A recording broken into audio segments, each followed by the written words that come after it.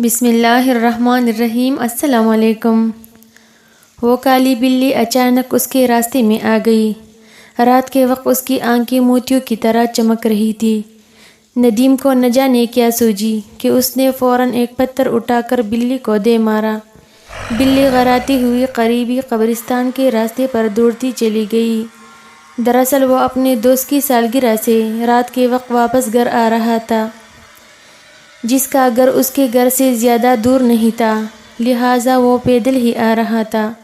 بعد میں اسے اپنی ماں کی بات یاد آئی کہ کسی جانور کو بلا وجہ پتھر یا کوئی اور چیز نہیں مارنی، تو اسے افسوس ہوا۔ اگلے دن اس کی دادی کی طبیعت اچانک خراب ہو گئی، لہٰذا اس کے ماما اور پاپا ان کی عیادت کے لیے چلے گئے۔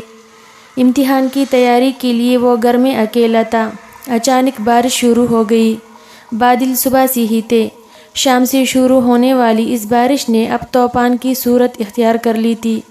اس کے پاپا کا فون آیا کہ اب وہ صبح ہی آئیں گے۔ اب وہ گھر میں اکیلا تھا۔ اسی دوران اچانک بجلی چلی گئی۔ پھر اس نے موم بتی ڈھونڈ کر جلائی۔ ابھی تھوڑی ہی دیر گزری ہوگی کہ اچانک دروازے پر کسی نے دستک دی۔ اس نے جا کر دروازہ کھولا تو سامنے ایک لاغر اجنبی بوڑھی عورت کو دیکھ کر حیران ہوا۔ کون ہے آپ اور ایسی طوفانی بارش میں کہاں سے آ رہی ہے؟ وہ ایک پراسرار ہنسی ہنستے ہوئے بولی، دراصل میری یادداشت کمزور ہے، میں اپنے گھر کا راستہ بھول گئی ہوں۔ ایسی طوفانی بارش میں مجھے پناہ چاہیے بیٹا، صبح ہوتے ہی میں یہاں سے چلی جاؤں گی۔ ٹھیک ہے، اندر آ جائیے۔ وہ کچھ سوچتے ہوئے بولا۔ اچانک بجلی چمکی۔ اسی دوران اس کی آنکھوں میں ایک عجیب سی روشنی پیدا ہوئی، جیسے وہ حقوں کی طرح دیکھنے لگا۔ کیا دیکھ رہے ہو؟ وہ اسے گھورتے ہوئے بولی۔ کچھ نہیں، مجھے ایسا لگا کہ جیسے آپ کی آنکھیں چمکی ہو۔ وہ قدری گھبراتے ہوئے بولا۔ آسمانی بجلی جو چمکی تھی، وہی چمک آنکھوں میں پڑی ہوگی، بڑھیا مسکراتے ہوئے بولی۔ اور پھر وہ لاٹھی کے سہارے آہستہ آہستہ آگے بڑھنے لگی۔ آپ یہاں آرام کر لیں، اس نے ایک کمرے کی طرف اشارہ کرتے ہوئے کہا۔ اچھی بات ہے، یہ کہہ کر بوڑھی نے گردن گھما کر اس کی طرف مسکراتے ہوئے دیکھا۔ اس کی مسکراہٹ میں بھی ایک پراسراریت سی چھپی ہوئی تھی۔ وہ کمرے میں جا چکی تھی۔ وہ بڑھیا کو کمرے میں چھوڑ کر باہر نکلا ہی تھا کہ اچانک اس کے سر پر بارش کا پانی گرنے لگا۔ اس نے پانی صاف کرنے کے لیے ہاتھ پھیرا تو وہ اچھل کر رہ گیا۔ وہ پانی نہیں، خون تھا۔ وہ فوراً اپنا ہاتھ صاف کرنے کے لیے غسل خانے کی طرف دوڑا۔ نل کھولتے ہی اس کی آنکھیں جیسے پھٹ پڑے۔ نل میں سے بھی خون کی دھار نکل رہی تھی۔ یہ آخر خون کہاں سے آ رہا ہے؟ وہ منہ ہی منہ میں بڑبڑایا۔ اچانک اس کے سامنے وہی بوڑھی عورت آئی اور اسے ایک کپڑا دیتے ہوئے بولی، لو، اس سے خون صاف کر لو جو تمہارے ہاتھوں پر لگا ہے۔ مگر آپ تو اندر تھے، آپ کو کیسے معلوم کہ میرے ہاتھ میں خون لگا ہوا ہے؟ اس کے لہجے میں حیرانگی تھی۔ پیاس لگی تھی، پانی پینے کے لیے آئی تو تمہارے ہاتھ میں خون لگا ہوا دیکھ کر کپڑا لے آئی۔ یہ کہہ کر وہ واپس کمرے کی طرف چلی گئی۔ وہ کپڑے سے خون صاف کرنے لگا۔ اسی دوران بادل زور سے گرجے اور بجلی چمکی۔ اس نے فوراً آسمان کی طرف دیکھا تو حیرت زدہ رہ گیا۔ اسے ایک خوفناک چہرہ نظر آیا۔ اس نے فوراً اپنا سر جھٹکا جیسے اسے وہم ہوا ہو۔ وہ اپنے کمرے کی طرف جانے کے لیے مڑا تو اچانک اسے کسی بلی کی آواز سنائی۔ اس نے غور سے دیکھا تو دیوار کی منڈیر پر ایک کالی بلی بیٹھی ہوئی تھی۔ ابھی وہ اسے غور سے دیکھ ہی رہا تھا کہ اچانک اس کے کندھے پر کسی نے ہاتھ رکھا۔ اس نے فوراً پیچھے مڑ کر دیکھا تو وہ بوڑھی عورت کھڑی تھی۔ کیا بات ہے، ابھی تک یہی کھڑے ہو؟ کچھ نہیں، ایک کالی بلی دیوار پر بیٹھی ہے، اسے دیکھ رہا تھا۔ کہاں ہے؟ مجھے تو کوئی بلی دکھائی نہیں دے رہی۔ اب ندیم نے جو دیکھا تو واقعی بلی وہاں موجود نہیں تھی۔ میرے خیال میں تمہیں اب سو جانا چاہیے، رات کافی ہو گئی ہے۔ جی، آپ ٹھیک کہہ رہے ہیں۔ یہ کہہ کر وہ سوچوں میں گم اپنے کمرے کی طرف چل پڑا۔ اپنے بستر پر لیٹا۔ وہ سونے کی کوشش کر رہا تھا مگر نیند اس کی آنکھوں سے کافی دور تھی۔ ڈراؤنا چہرہ، خون اور کالی بلی والے واقعات اس کی نگاہوں کے سامنے بار بار آ رہے تھے۔